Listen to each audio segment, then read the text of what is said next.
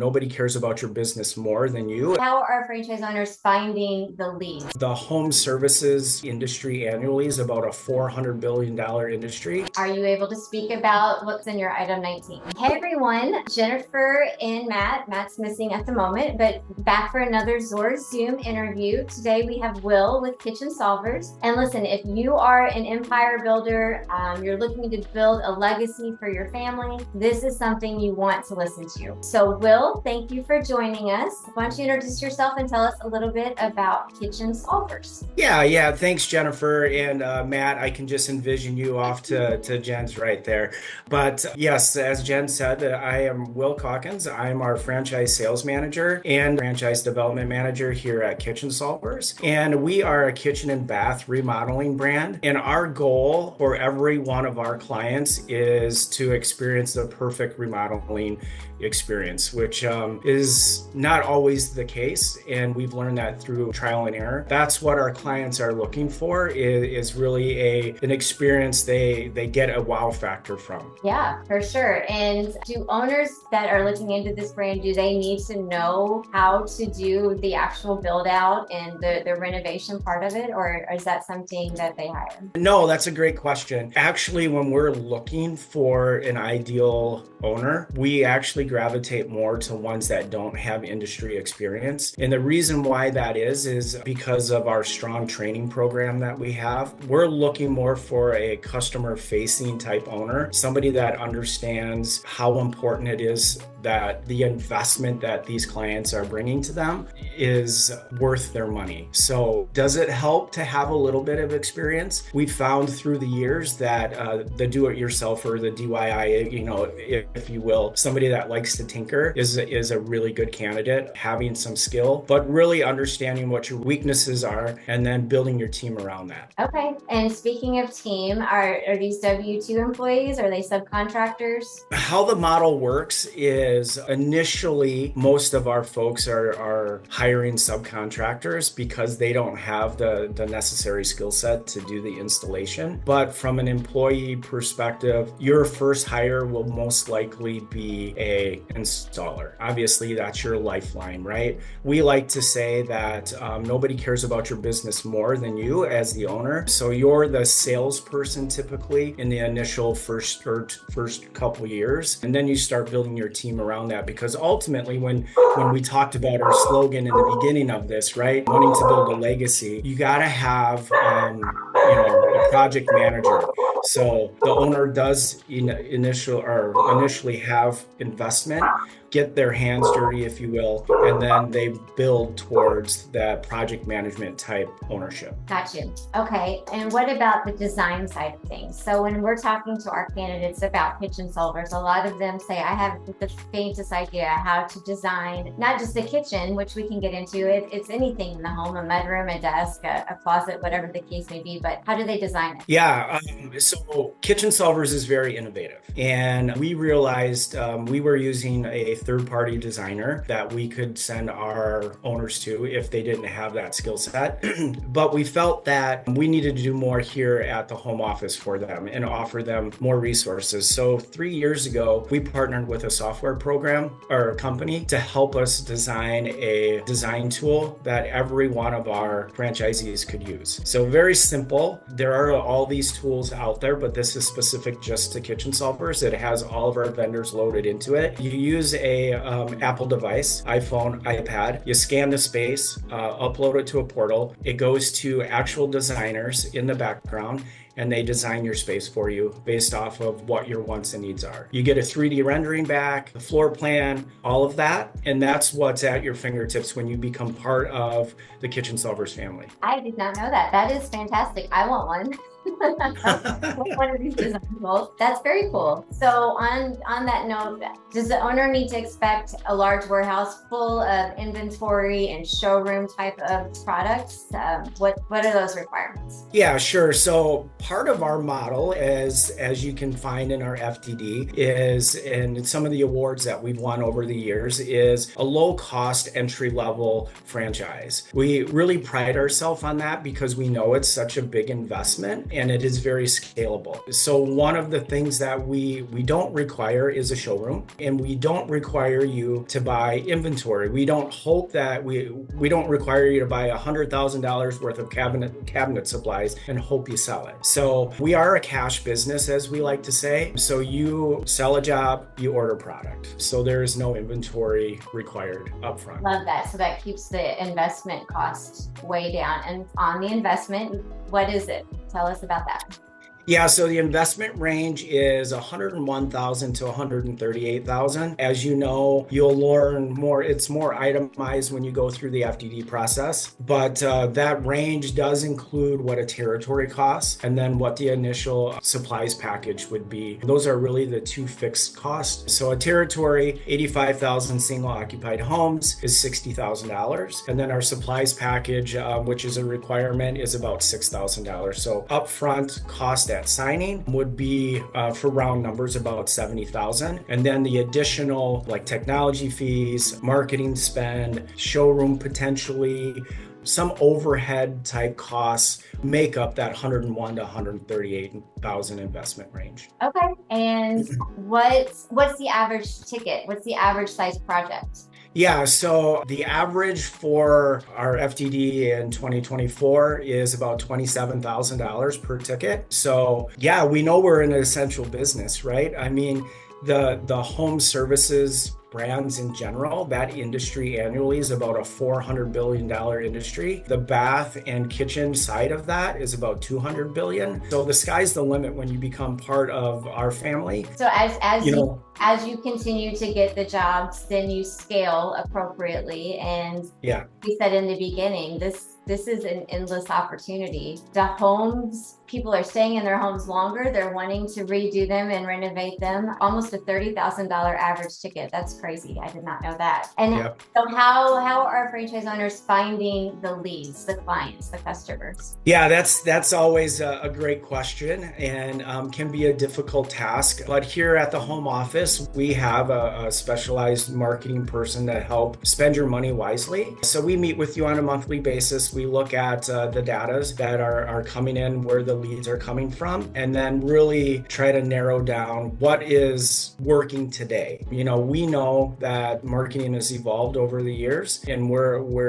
aware of that. So our marketing lady looks at a lot of different data points and spend your money wisely with your consent as well. Obviously, every demographic is a little bit different, so they're very customizable. But then we also require you to have sweat equity, right? You need to be able to do the boots on the ground marketing that is required to get brand awareness in your area. So though you have the resource with us, it's reciprocal, and that's what we've found has been tried and true and very successful. Are you only working with residential customers, or do you also have a business-to-business opportunity?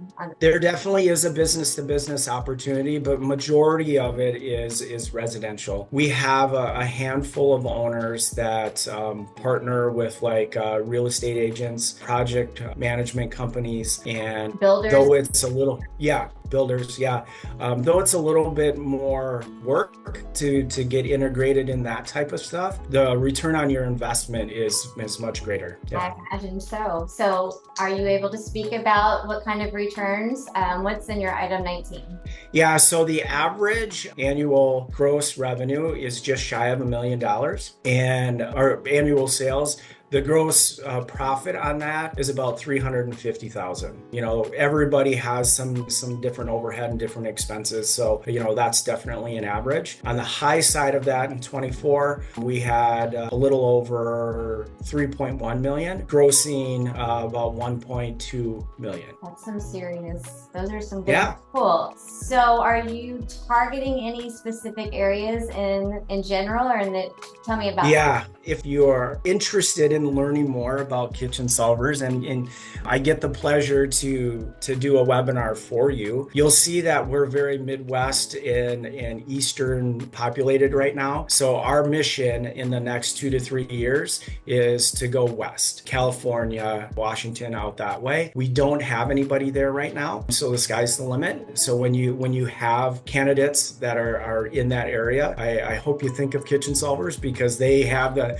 whole state to themselves. Like, they can pick any territory they want. So yeah, west. I know California can be tricky, but any state really. Do you need a general contractor's license? As we probably all know, that varies from state to state. I think, each state, as you mentioned, is a little bit different. I can't speak to all 50 of them, but we are what they consider finished carpentry. So the licensing is a little bit different than what a general contractor license would be.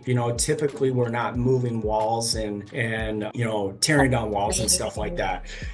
So the licensing per state for a finished carpenter is the only license you typically would need for our work that we do. Okay. And something that I did forget to mention is you are your own manufacturing and distribution system, right? You don't have to unbelievable. Yes. As I mentioned before, with the estimating and design tool being very innovative, we're very unique. I don't believe there's another brand out there that play in our space that vertically integrated. So 2 years ago we did that. Tom, I think this just speaks volumes about Tom, our owner, who really wants to see you win. And that's really important to everyone here at the home office. So we vertically integrated to making our own cabinets and cabinet drawers. So what that does for you as an owner is it allows you to have, 3 things that we like to talk about. 1, supply chain. We control that. We buy truckload quantities. What that does is it brings the cost of the good down, and we share that savings with you. And then number 3 is it allows us to control the lead time and the quality. So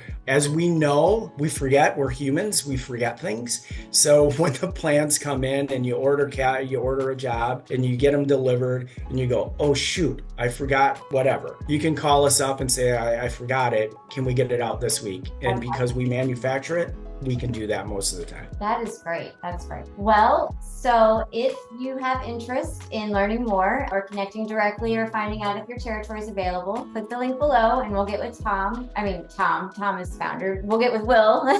Yeah, either or. And I think that's worth noting is we're a family, and every single one of our owners feel that. I don't know if there's another owner out there that's accessible as what Tom is. He'll give you his cell phone and call him any time of the day, and he'll respond. And there's not a lot of brands that offer that. So that's very valuable. You can also text Matt at 270-215-2844. And yes, I did have to glance down to see what the number is. I always forget. It's not terrible. But anyway, thank you, Will. We love Kitchen Solvers. I love how easy it is to scale. I love the technology. I love that you are your own distribution manufacturer. And the average ticket is almost $30,000. I love it all. So if you have any interest, let us know and we will get directly with these guys and get back to you. Thanks for saying, Will. Yeah. Okay, so what we love are success stories. So what are your favorite? Give me a couple of your success stories that you want to talk about. Yeah, great question. I love this. I'm very proud to share this. So I have 2 specific ones. When we talked about this earlier, we talked about building a legacy. Right? So one of our oldest 10-year owners, been in the business for over 30 years, had their son, part of their business from knee high to a grasshopper, growing up through it. Well, just the start of this year, they passed the business on to their son and his business partner. So this is their first year kind of in the background, helping, still in the business, but not owning the business. And I think when you're looking at buying into a brand and you have littles, you want to build a brand so you have a legacy to pass on. And that's just a prime example. That's one that you can share. It is possible. Takes time and takes a lot of hard work and sweat, tears, blood, all of that stuff. But this is a great story to share. They are right here in La Crosse. They started in Iowa, moved to La Crosse, and now pass their business on. And then most recently, I think this is more for the ones that are uncertain if this is the right thing for them. But we just recently signed a young lady, went through training last week or last 2 weeks. And at the end of it, we always we ask them to share their experience from investigating who we are all the way through the whole process. And she always had a dream to be an entrepreneur and own her own business. She's doing this on her own. So, women-owned businesses is not easy, but we welcome that. And at the end of her training, she said her dream finally came true and started crying. And it was just very touching and made us feel good that we were able to place our brand with this young lady who had a dream. We helped make that come true. So it is possible, and we're here to see everyone live out their dreams. So yeah. That's a great story. Do you mind sharing what her background was? Yeah, so she was a designer. So she had a design background in kitchen and bath. And in the corporate world, if you will, she felt like her skill set was being taken advantage of. She was giving more than she was getting. And for a long time, she thought this. And we helped her dream come true. And now she's back in New Jersey, ready to launch her marketing on October 1st. And see it all the fruits of her labor come true. I love it. That is great. So, like you said before, they don't have to have any kind of background in this, but that certainly helps, doesn't it? Yeah, absolutely. Thank you for sharing that.